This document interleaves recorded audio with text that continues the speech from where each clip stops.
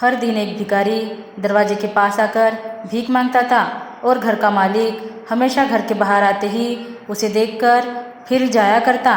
कई बार उसके लिए गालियां भी बकता। वो कहता कि तू जिंदा ही क्यों है, पूरी जिंदगी ऐसे ही भीख मांगेगा क्या, धरती का बोझ क्यों बना बैठा है।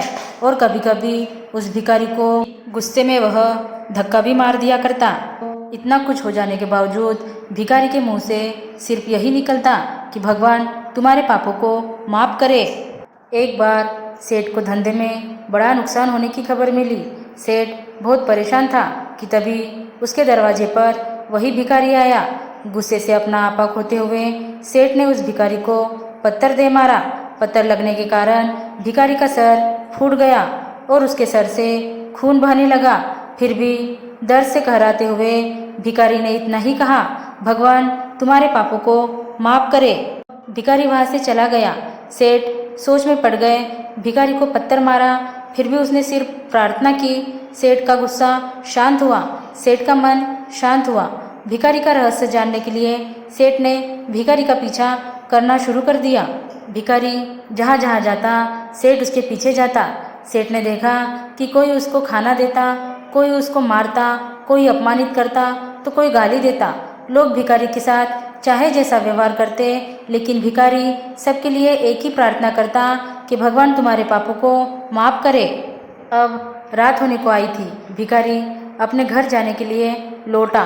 वो अपने घर पहुंच गया, लेकिन सेठ अब भी उसका पीछा कर ही रहा था। एक पुरानी टूटी हुई खटिया पर एक बूढ़ी औरत लेटी हुई थी, काफी कमजोर और बीमार लग रही थी।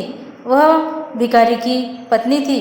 अपने पति को वापस आता देख वह खाट से उठ खड़ी हुई। पत्नी ने अपने पति के भीख वाले कटोरे में देखा, उसमें सिर्फ आधी बासी रोटी थी। उसे देखकर वह बोली, आज बस इतना ही मिला। और हाँ, आपके सर से ये खून निकल रहा है, ये चोट कैसे लगी। बूढ़ा भिखारी बोला, आज बस इतना ही मिला, किसी ने कुछ दिया ही नहीं, सबने गालियां दी और एक ने पत्थर भी फेंका, इसलिए मेरा सर फट गया। एक गहरी ठंडी सांस लेकर बूढ़ा भिखारी फिर से बोला, यह मेरे ही पापों का फल है।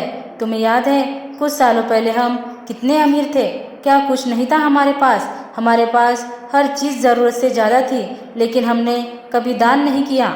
और उससे भी बुरा हमने उस अंधे भिखारी के साथ किया जो हमारे द्वार पर भीख मांगने आया करता था। बूढ़ी पत्नी की आंखों में आंसू आ गए। वह बोली, हाँ, हम उस बेचारे अंधे के साथ बहुत बुरा करते थे, उसका अपमान करते थे, उसे खाने के लिए रोटी की जगह कागज दिया करते, उसका मजाक उड़ाया करते और कभी कभी मारा भी करते। मैंने कभी उसको रास्ता नहीं दिखाया। एक बार मैंने उसके मुंह पर मिट्टी भी फेंकी थी और वह हमेशा दुखी होकर यही कहता था कि भगवान तुम्हें तुम्हारे किए की सज़ा देगा, भगवान तुम्हारे पापों की सज़ा ज़रूर देगा। उसका श्राप सच हुआ और हम इस दुख भरी जिंदगी में आ गए।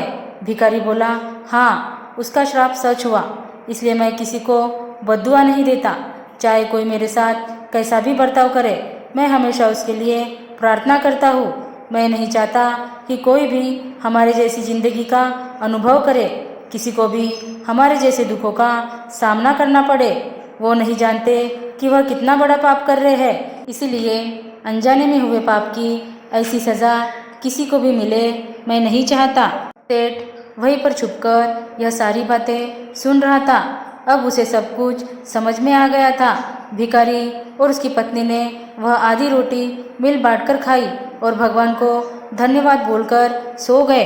अगले दिन वह भिखारी फिर से भीख मांगने गया। सेठ के घर के पास आते ही सेठ ने पहले से ही गरम रोटियां उसके लिए निकाल कर रखी थी। उसे देते हुए सेठ विनम्रता से बोला, माफ़ कर दीजिए बाबा, उससे बहुत बड़ी गलती हो गई। बूढ़ा भिखारी बोला, भगवान तेरा भला करे। इतना कहकर वह आगे निकल गया। इस कहानी से जो सीख लेने लायक है वह बड़ी ही सिंपल है कि आदमी चाहे किसी के बारे में बुरा कहे या भला करे, लेकिन भगवान सिर्फ कर्म के हिसाब से उसको फल देता है। क्या हुआ अगर भगवान नहीं दिखता है, लेकिन यह बात बिल्कुल सच है कि उसके खाते में सबका हिसाब बहुत बहुत पक्का होता है। इसलिए जब किसी के लिए कुछ भी करो तो अच्छा ही करो। धन्यवाद दोस्तों।